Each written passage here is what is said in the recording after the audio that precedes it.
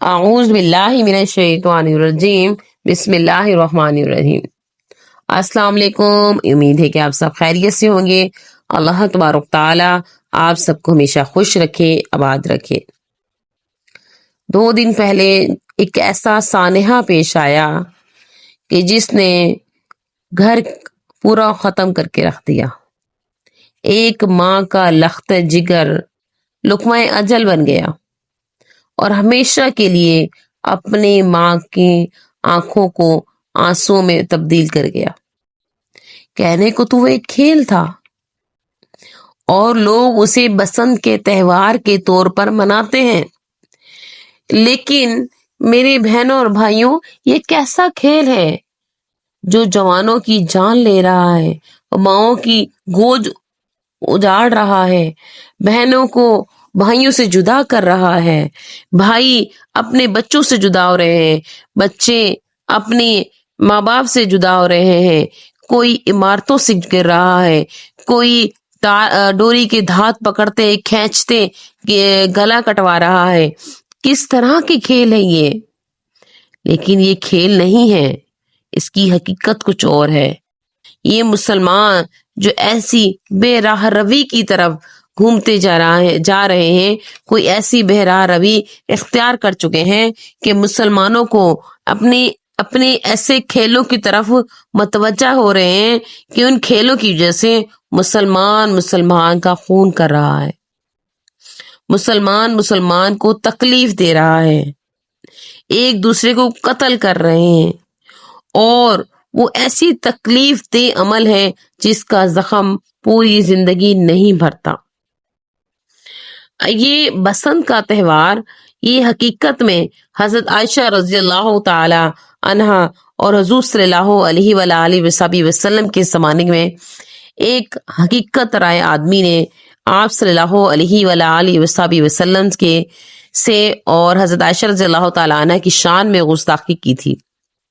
اس گستاخی کی وجہ سے اس کو سزائے موت ملتی ہے اور اس کو سزائے موت دی جاتی ہے، اور اس کا انجام مکمل ہوتا ہے تو لوگ اس دن بسنت کا تہوار مناتے ہیں۔ اور یہ وہ لوگ تھے جو ہندوانہ رسم و رواج کی وجہ سے اور اس بسنت کے تہوار کو اس حقیقت رائے آدمی کی وجہ سے مناتے ہیں۔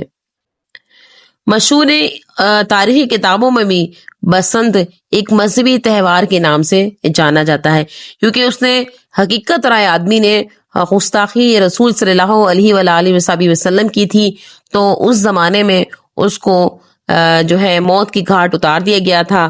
اب آپ خود سوچیں کہ یہ ایک تفریح تہوار ہے، تو مطلب تہوار کے اندر تفریح ہونی چاہیے۔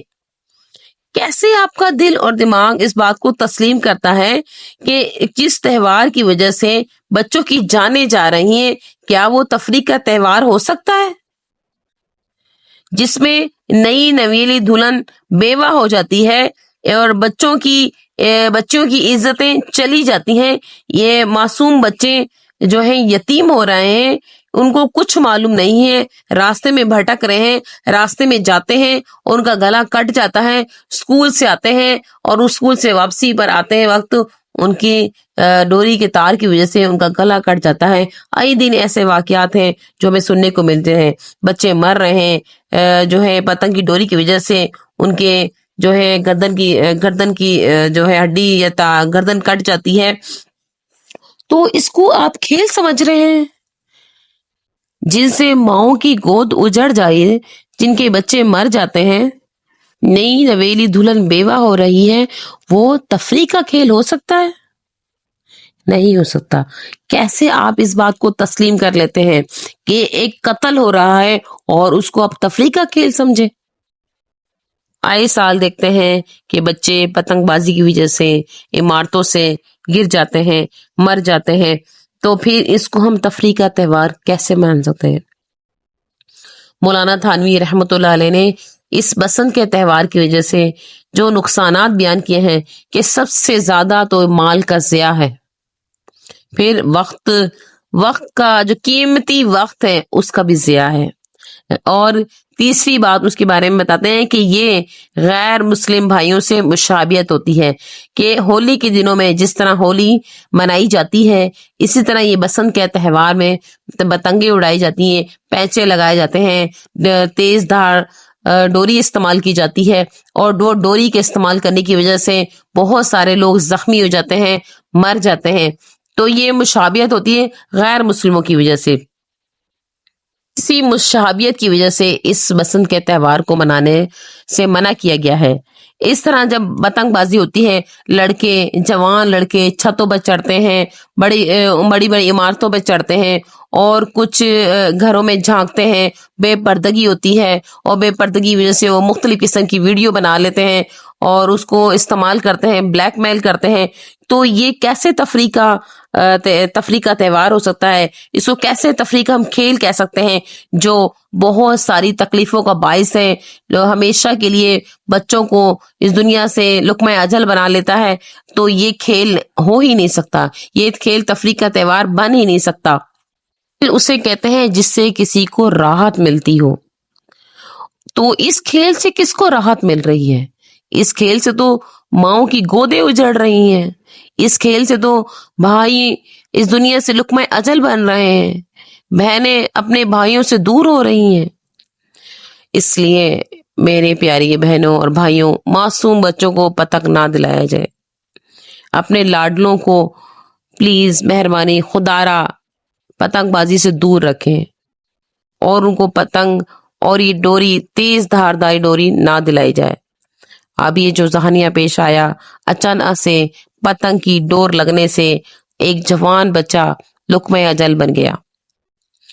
آپ خود سوچیں کیا حالات ہوں گے ان کے گھر کے، کیا منظر ہوگا، اور وہ نوجوان لڑکا جو منہ میں چلا گیا، اس کے کیا خواب ہوں گے، کیا اس نے سوچ رکھا ہوگا۔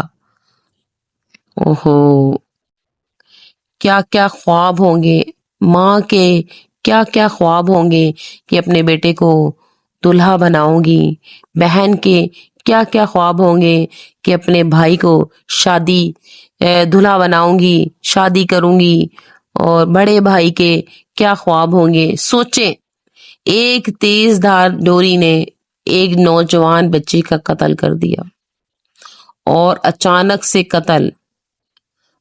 سے وہ موت کے منہ میں چلا گیا۔ تو میری آپ سب سے درخواست ہے کہ آپ سب ان پتنگ بازی والے کھیل سے اپنے بچوں کو دور رکھیں۔ اس کھیل کو ہمیشہ کے لیے ختم کرنے کے لیے حکومت کا ساتھ دیں، ہمارا ساتھ دیں، اور سب مل کر اس تفریح والے کھیل کو، تفریح والا کھیل جو ہوتا ہے، اس تفریح والے کھیل کو جس میں راحت ہو وہ تفریح ہوتی ہے، اس میں کوئی راحت نہیں ہے، اس میں صرف تکلیفیں ہی تکلیفیں ہیں۔ تو آخر میں اللہ تبارک تعالی اس بچے کے گھر والوں کو، آصف کے گھر والوں کو صبر کرنے کی توفیق عطا فرمائے۔ وآخر دعوانا ان الحمد للہ رب العالمین۔